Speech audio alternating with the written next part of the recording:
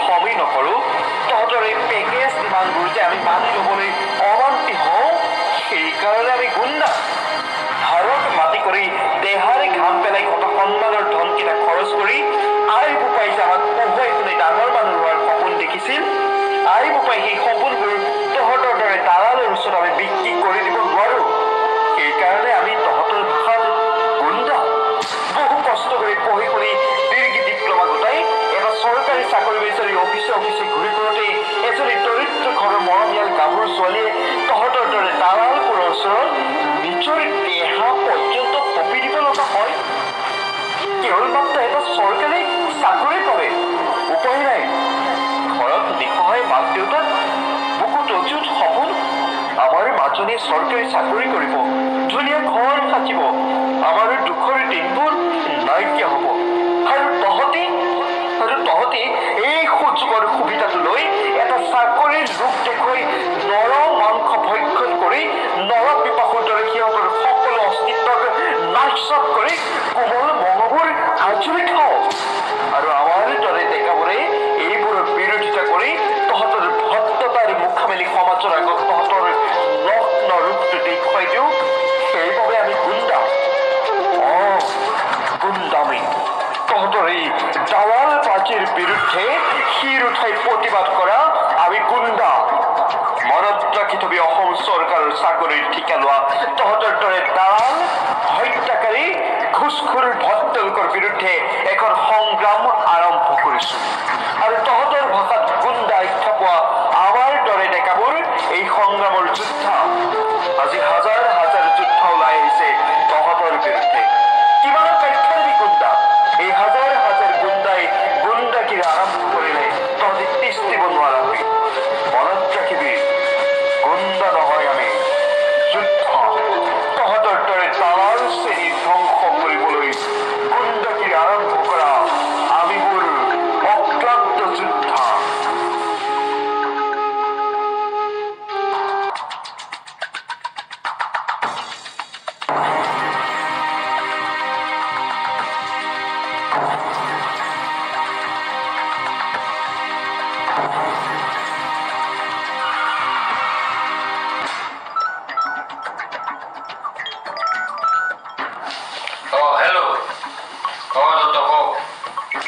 কি মাথাৰ হৈছে ক'ত কেনেকৈ ঠিক আছে ঠিক আছে আহিব দিয়া কাহিনীটো ক'ব নাই কাহিনীটো ক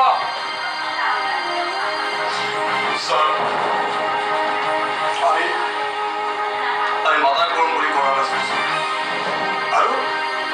আৰু মাতাৰ পৰা ল'ৰাও নহয় আৰু সেইবোৰ কল্পনাত সপোনো দেখা নাই ছাৰ কিন্তু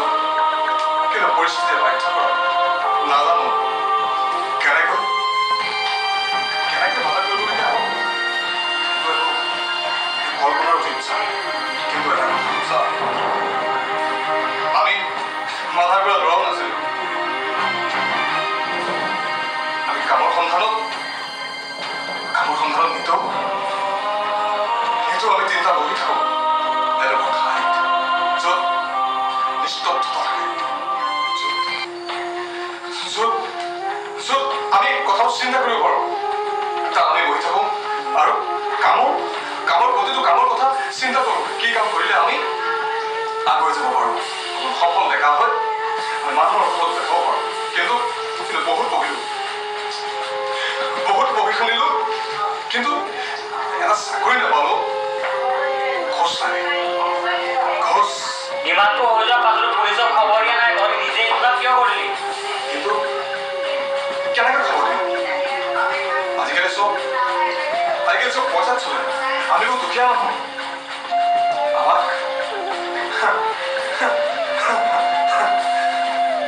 আমাকতো লগাব পাই থব আৰু যাৰ পইচা আছে মুকলিয়া কাষত হ'ব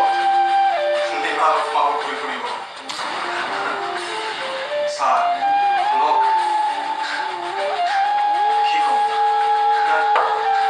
কি ক'ম ছাৰ ক'বলৈতো শেষ হৈ নাই সেইটোৱে শুনক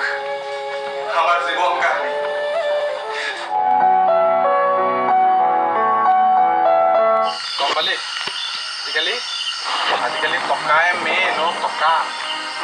টকা তোৰতো মাৰ সুখ মোৰতো ভণ্টি এজনী আছে বিয়া দিবলৈ মোৰ কি চিন্তা নাই তোৰ কি চিন্তা নাই চাওঁ ইমান অপমান কৰিছে কি কৰিবি আৰু একো উপায় নাইকিয়া হৈ গৈছে ঘৰৰ খেতি যোনকেইটা লগাইছোঁ পাচলি ৰাতিপুৱা সেইকেইটা পাচলি বিকি পেলাই মাৰ দেখোন দহ পানোতেনেই গুচি যায় সেইকেইটা পইচা আৰু ঘৰখনত তেল নিমখ হালধি সেইবিলাক খৰচ থাকিলেই আৰু আৰু আৰু কৰিম কি ক আৰু তেনেকৈতো মই এটা কাৰবাৰ কৰিলে নহ'ব সেইকাৰণে ভাবিছোঁ মই কাইলৈৰ পৰা আমাৰ ভূপেন দা গেটতে কাম ঠিকে কৈছোঁ ময়ো কাইলৈৰ পৰা ৱেল্ডিঙৰ কাম এটাত যাম আৰে মোৰো ভণ্টিজনী আছে তাইকো বিয়া দিব লাগে যি দেখিছোঁ দেখোন সুখে কেতিয়াও বাট নলয়গৈ দেখোন চব দুখৰ ফালে জীৱনবিলাক গুচি গুচি গৈছে এতিয়ানো কি কৰিম ক না একো ভাবিয়ে পোৱা নাই মানুহৰ টকা বলতে কিছুমান মানুহ ডাঙৰ হয় আৰু আমিবিলাক চাই টকা নহ'লে কাম নাই তাকে মই তোক তেনেকৈ কৈছিলোঁ মই গেৰেজলৈ যাম বুলি ভাবিছিলোঁ সেয়াই দেখিছোঁ জীৱনটো কোনফালেনো কি কৰিম কোনফালেনো কি কোনফালেনো কি কৰিব চাগে টকা বলত আজি বহুত কিবা কিবি হ'ব পাৰি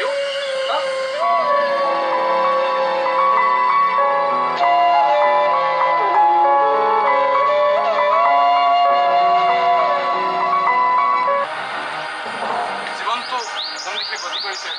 একো লেখি নাই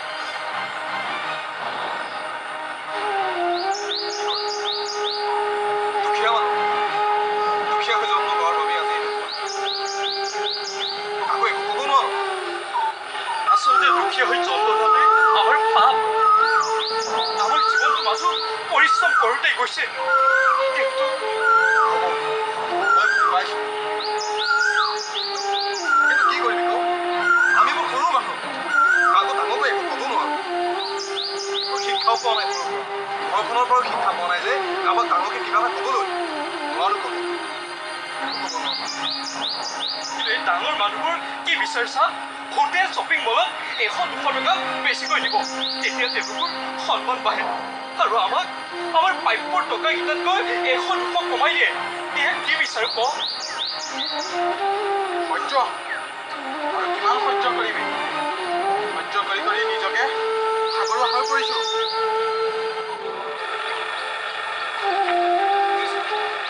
আমাৰে এটা কি কৰিবি কমাই আমিতো মদ ভাং খাই ক'ৰবাত কাজিয়া কৰা নাই ক'ৰবাত চুৰ কৰা নাই আমি কিন্তু মানুহে সেইটো নাভাবে যোনে যিভাৱে ভাবিব নে এইভাৱে কাকো বাচি যাব নিদিওঁ তহঁতি মোৰ লগত আছে নে ক কিন্তু অযথা মুখা পিন্ধি অঘট কামবোৰ কৰি থাকিব আমি খাই দিম একেবাৰে সহ্য নহয় এই অন্যায় এই দুৰ্নীতি এই দালালবোৰ এই সংসাৰৰ পৰা চাফা কৰি দিওঁ গৰম হৈ যায় এইবোৰ চাই দিব বৰ হৈ পৰিছোঁ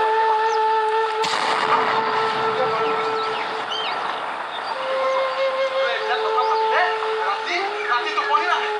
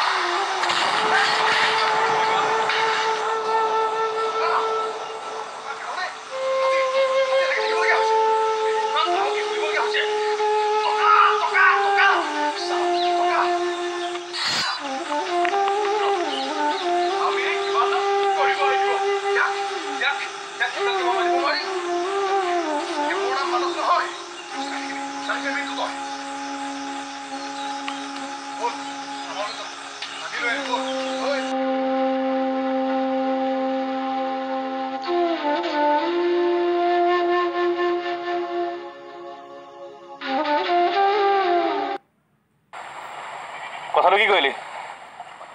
আজি দিব পাৰিব নাই সুদ টকা যদি দিব নোৱাৰে কথা কিন্তু বেয়া হৈ যাব ফোন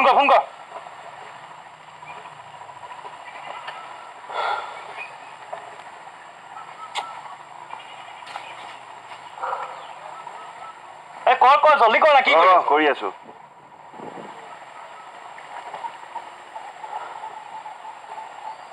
হেল্ল' টকা কেতিয়া দিবি অলপ দিন সময় নহয় আজিৰ ভিতৰত টকা দিব নোৱাৰিলে তো ঘৰৰ পৰা উঠাই আনিম গতিকে আজিৰ ভিতৰত টকা ৰেডি কৰি থবি ঠিক আছে ফোন ৰাখ কি ক'লে আজি দিব বুলি কৈছে কেইটা বজাত 5টামান 5টালৈ যিহেতু খানাটো কাম বুলি কৈছে যেনে তেনে আজি মিটিং দিব লাগিব নহ'লে উপায় নাই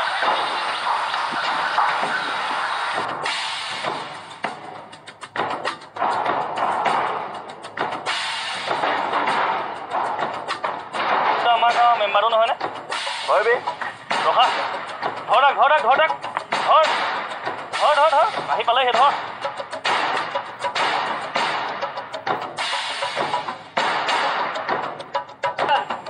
মেনেজাৰবোৰ কোনফালে যায় মই গাঁৱৰ ফালেকে ওলাই গাঁৱলৈ কিয় কিবা লোন চোন আহিছে নেকি অঁ এই খেতিয়কৰ কাৰণে কৃষি লোন আহিছে অঁ আৰু আমাৰ কথা আপুনি কি ভাবিছে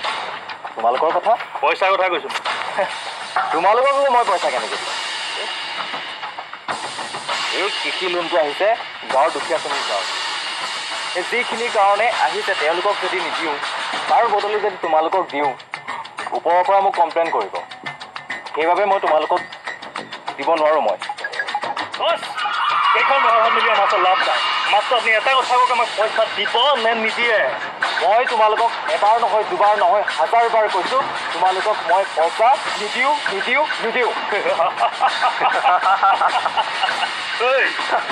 ইহেনে আমাক বোলে পইচা নিদিয়ে আৰু শুনা তোমালোকৰ যদি ইমানেই পেটৰ পিৰপিৰণি উঠিছে চোৱা জাতিৰ হকে কাম কৰা দেশৰ হকে কাম কৰা এনেকৈ ৰাস্তাৰ মাজত নহয় হ'ব যা পইচা নিদিলেও আমি চলিব পাৰিম আৰু শুন জীৱনত যোদ্ধা হ'বলৈ যোদ্ধা গুণ্ডা নহয় ইমান কথা শুনাই থৈ গ'ল তাৰ পাছতো আমি একো কৰিব নোৱাৰিম হয় কিবা এটা ব্যৱস্থা কৰিব লাগিব টকা ধাৰ আমি মাৰিব লাগিব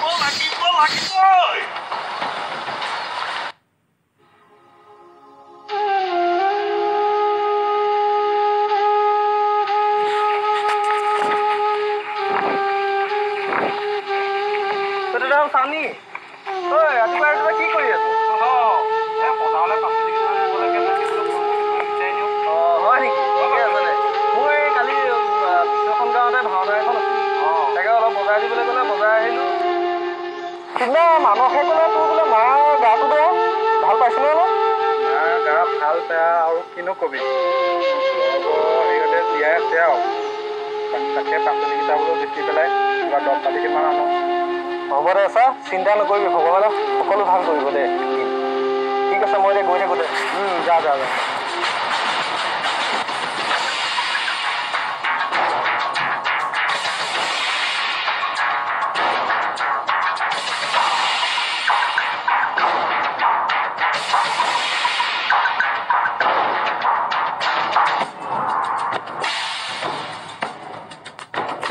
কি কৰিবি আৰু পইচা পাতি নাই আজি ৰাতিটো কি হ'ব মই ধৰিবই পৰা পইচা কেনেবাকে চিন্তা শুন নাই ক'ত পাবি বে ৰাতিপুৱাই চিন্তা কৰিব লাগিবই এইবিলাক কথা ৰাতি কথাটো আছেতো কিবা এটা হ'ব টেনশ্যন নল'বি আজি এটকাও পইচা নাই আজি লাল মাটি জ্বলিলে নাই কৰিব লাগিব কিবা এটা কি কৰোঁ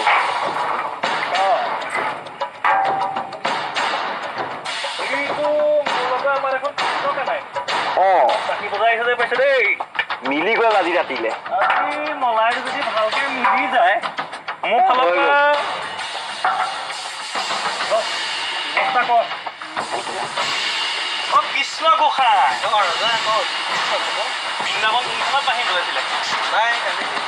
গাঁৱতে ভাওনা এখন ভাওনা বজাই ঠিকে আছে বাকী এনে পইচা পাতি কেইটামান চাগে পালা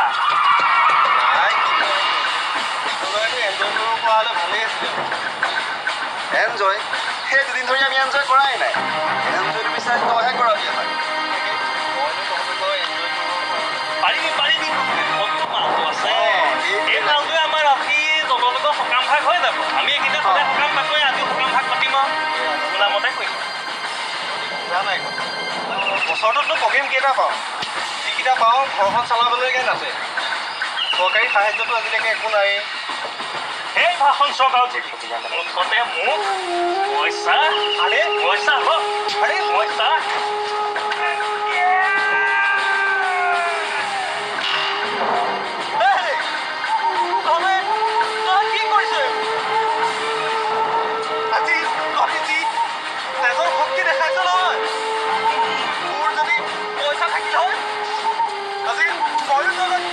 দেখাব পাৰিলো হয় তহঁতক মই আজি নিজৰ বন্ধু বুলি ক'বলৈ মোৰ লাজ লাগিছে ইমানে যদি তেজৰ পিপিয়ন ইচ্ছে তেনেহ'লে যা হাড়ত মাটি কৰি তেজত পানী কৰি তহঁতি কষ্ট কৰি খা এনেদৰে ৰাস্তাত দালাল কৰি নহয় বুজিলি আৰু শুন সময় থাকোঁতে নিজকে শুধৰণি কৰ নহ'লে তহঁতি নিজেই কোন নিজকে চিনি নাপাবি দাদা পইচা হ'লে চাই হাত এটাই লাগিব আজি ৰাতি মাত্ৰ বিন্দাছ পাৰ্টি কৰি টেনশ্যন নল'বি হৈ যাবতো এই মজা সময় আজি আমাৰ ৰাতি আহিছে কাইলৈ নাহে বুজিছ আমাৰ কেতিয়াও সময় নাহে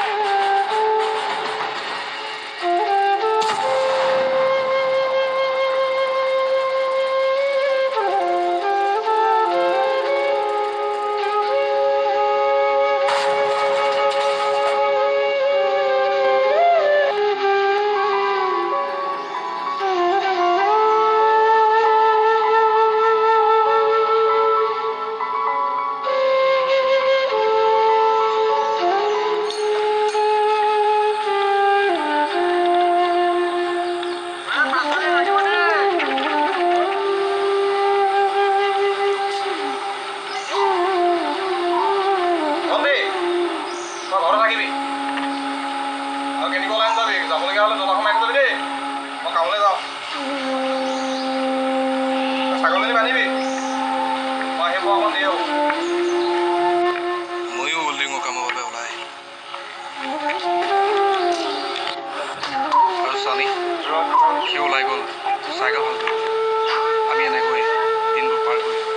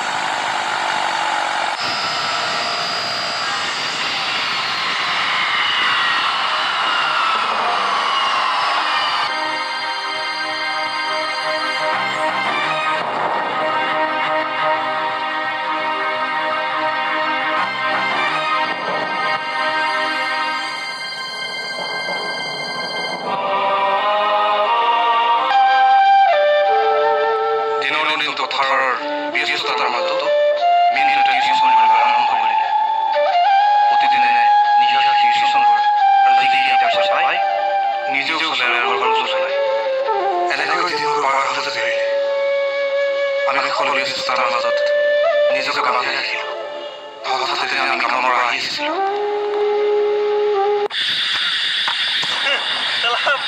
বটল খতম পইচা হজম কাইলৈ নতুন মাথা এটা মাৰিব লাগিব আজি মোৰ লগৰ বাঁহীবাদতটো পালোঁ কাৰণেহে আমাৰ আজি সকাম ভাগ হ'ল এতিয়া কাইলৈ ভালকৈ বৰসভা এটা পাতিব লাগিব এয়া আজিতো এইটো চফাই হ'ল আৰু মই আছো ন মেনেজ কৰি দিম এতিয়া মেনেজ কৰ এতিয়াই কৰ এই মাত্ৰ কৰ এতিয়া এনজয় নহয় এতিয়া ৰাতিপুৱা মই সাৰ নাপাওঁ যিজন খালোঁ মই এতিয়া কেইটা বাজিলে চাওঁ তই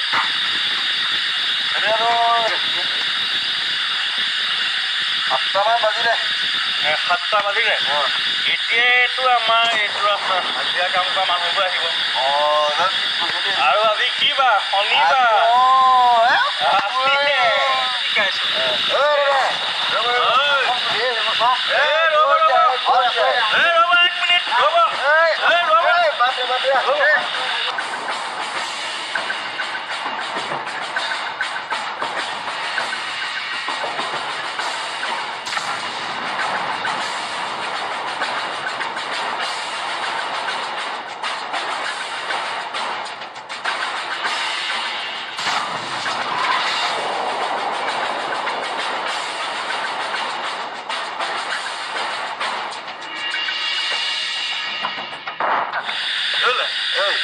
কোনোবা আহি থকা দেখা নাই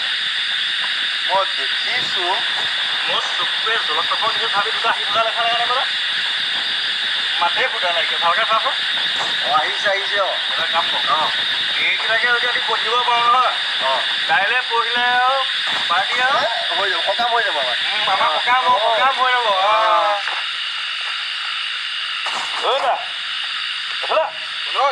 এইফালে এইফালে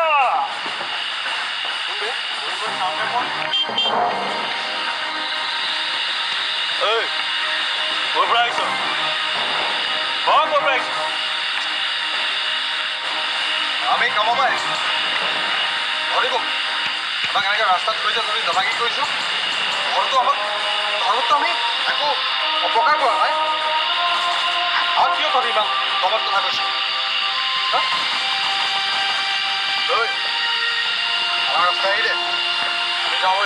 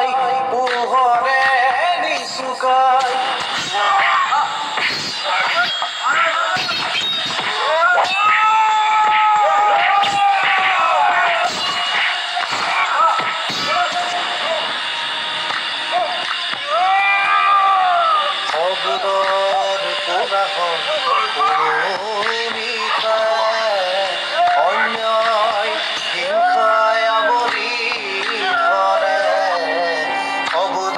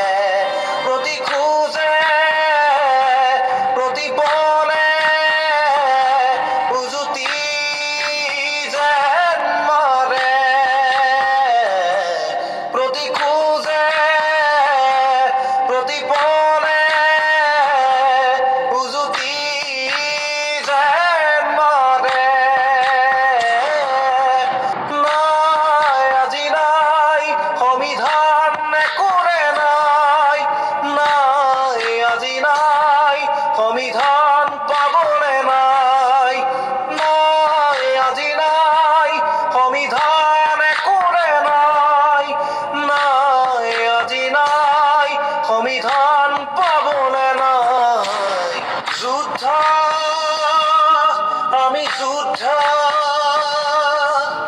যোদ্ধা আমি যোদ্ধা আমি নিজেও মাৰিলো ফাৰ্ষ্ট টাইম আৰু মাৰো খালো আজি ফাৰ্ষ্ট টাইম মোৰতো বলগীয়া পইচা সোপাই হৈ আছে নিবিষাই কি হ'ব তহঁতি ইয়াক কেনে মাৰিছিলি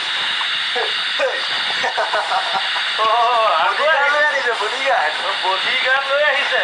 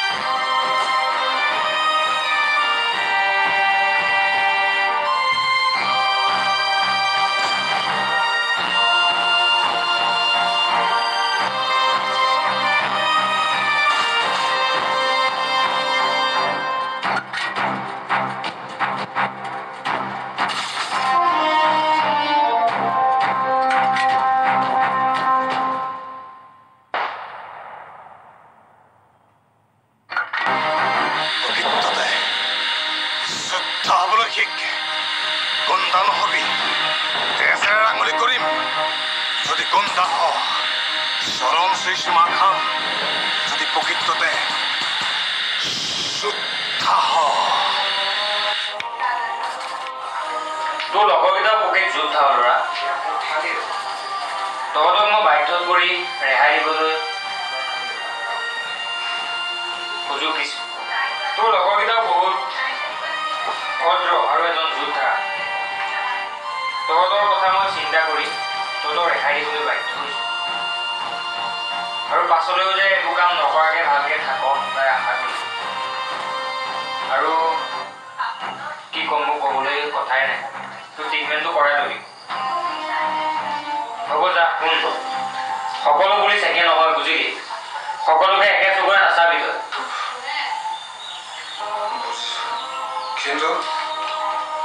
কিন্তু কি কৰিম ছাৰ এটাই কওঁ প্ৰকৃততে আপুনি সমাজখনৰ লগত যোদ্ধা হৈ আগুৱাই নিয়ক বুজিছোঁ ল'ৰা তহঁতৰ কাহিনীটো বহুত মৰ্মান্তিক তহঁতি গুণ্ডা হোৱা হ'লে তহঁতক মই জেলত ভৰাই থলোহেঁতেন গোটেই জীৱনত কিন্তু এতিয়া তহঁতি এজন প্ৰকৃত যোদ্ধা আজিৰ পৰা এটা নতুন কাহিনীৰ আৰম্ভ সেই কাহিনী আৰম্ভ ক'ত আৰু শেষ ক'ত ইয়াক কোনেও